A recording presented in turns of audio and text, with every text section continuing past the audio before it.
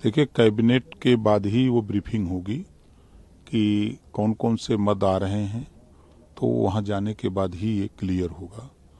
तो उसकी ब्रीफिंग होगी कैबिनेट के बाद, तो पूरी जानकारी आप तक हो जाएगी। और प्रेस के बाद तो स्नान का कार्यक्रम, सभी मंत्रिमंडल में सभी मंत्री एक साथ स्नान करने जाएंगे। सर, लगभग 8 करोड़ से ज़्यादा श्रद्धालु यहाँ पे आ चुके हैं। कार्यक्रम बहुत ही आप लोगों का, गवर्नमेंट का बहुत ही सक्सेस जा रहा है। इसको देख के क्या कहेंगे? कि लोगों की आस्था है, और जिस तरह योगी जी की सरकार, सभी मिनिस्टर, एनडीए गठबंधन के सभी साथी पूरे प्रदेश ही नहीं पूरे देश में घूम घूम करके जिस तरह निमंत्रण दिए, जिस तरह मीडिया के माध्यम से प्रचार प्रसार हुआ, पूरी दुनिया के लोग आ रहे हैं। आप यहाँ देख भी रहे हैं, पूरे देश से लोग आ रहे हैं। तो स्वाभाविक है कि लोगों का अलग अलग मत रहता है। तो जो गंगा जी में स्नान करने के उत्सुक लोग हैं, वो यहाँ तक आ रहे हैं। अखिलेश जी हरिद्वार गए और उनका तर्क था कि पानी साफ नहीं था, इसलिए हमको हरिद्वार जाके स्नान करना। तो हुआ जाके गंदा कर दिए। नहाए तो गंगा जी में ही ना। तो चाहे वो हरिद्वार नहाए, चाहे यहाँ नहाए, नहा तो रहे हैं गंगा जी में। तो हुआ नहा रहे हैं, यहाँ तो कह रहे हैं कि जो भाषा वो बोल रहे हैं यहाँ, तो उनकी भाषा है, उनके विचार हैं। तो वहां आप क्यों नहा रहे हो भैया? वहां भी नहीं नहाना चाहिए। सर, राम मंदिर की प्राण प्रतिष्ठा 22 जनवरी आज वो दिन है, क्या कहेंगे राम मंदिर? देखिए, भगवान राम को चाहने वाले लोगों की मंशा थी कि मंदिर बने, तो उस हिसाब से कोर्ट का आदेश हुआ और कोर्ट के आदेश पर भगवान राम का मंदिर बना। सर, यूसीसी को लेकर क्या विचार आप लोग का चल रहा है, जो कि उत्तराखंड में तो यूसीसी? देखिए, शुरुआत हुई है ना।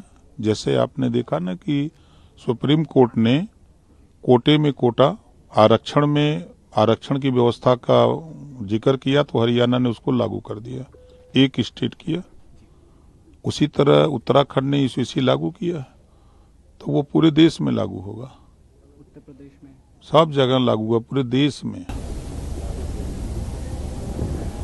सर, वक्फ बोर्ड को लेकर जेपीसी की कल बैठक भी हुई थी और उसमें इमाम बाड़ी को लेकर भी कई सारी बातें हुई। देखिए, वक्फ बोर्ड अगर कह रहा है कि हमारी संपत्ति है, तो कागज प्रस्तुत करे। सरकार तो कागज प्रस्तुत कर रही है, तो कागज ही ना माना जाएगा। उसी तरह जो जिसकी जमीन है, वो कागज लेके हाजिर हो कि हमारी जमीन है, ये मेरा कागज है, तब उस पर विचार हो सकता है। सर, दिल्ली इलेक्शन है, इस बार सत्ता क्या भाजपा की? जनता मालिक है, जनता के बीच में सभी लोग जाकर के अपनी अपनी बात कह रहे हैं, और एनडीए पूरी तरह सक्रिय है कि सरकार बने। तो अब जनता का फैसला 8 तारीख को आएगा। मिल्कीपुर, सर, मिल्कीपुर में भी चुनाव है और आरोप लग रहे हैं कि पूरा तंत्र सत्ता लगा हुआ है मिल्कीपुर जिताने के लिए। कि हताशा और निराशा बोल रहे हैं। कल तक तो कह रहे थे हम जीतेंगे, अब वो खुद कह रहे हैं कि अब हम नहीं जीतेंगे। उन्हीं की भाषा जो आप बता रहे हो, जो उनकी भाषा वो हताशा और निराशा है कि अब हम चुनाव नहीं जीत सकते। क्योंकि अब पिछली बार जो 9 विधानसभा सीटों के बाई इलेक्शन हुए, उसमें जो उन्होंने सीसा मऊ और करहल जीता, तो वो लोग वहां धांधली करके जीते कि जनता के वोट से जीते? अगर वो कह रहे हैं धांधली हुई, तो ये 2 सीटें कैसे जीते? धांधली हुई करके आप जीते हो, तो आप धांधली कर रहे हो, उस नाते आप जानते हो। चुनाव आयोग निष्पक्ष चुनाव कराने के लिए कटिबद्ध है। सरकार भी चुनाव आयोग के साथ निष्पक्ष चुनाव कराने के लिए तैयार है। विपक्ष 2 ही अभी जानता है कि चुनाव के बाद चुनाव हम हारेंगे, तो पहले ही से वो रोना रो रहे हैं। राहुल गांधी का वाई मूवमेंट शुरू हुआ है रायबरेली से। गरीब का जो फटा हुआ कुर्ता और चड्ढी है, उसका मूवमेंट नहीं होता है। और चूंकि राहुल गांधी व्हाइट पहन लिए, क्योंकि बड़े नेता हैं, तो उनकी तो चर्चा हो रही है।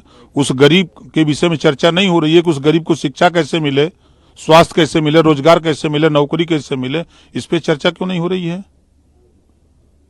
इस पे भी तो चर्चा होनी चाहिए।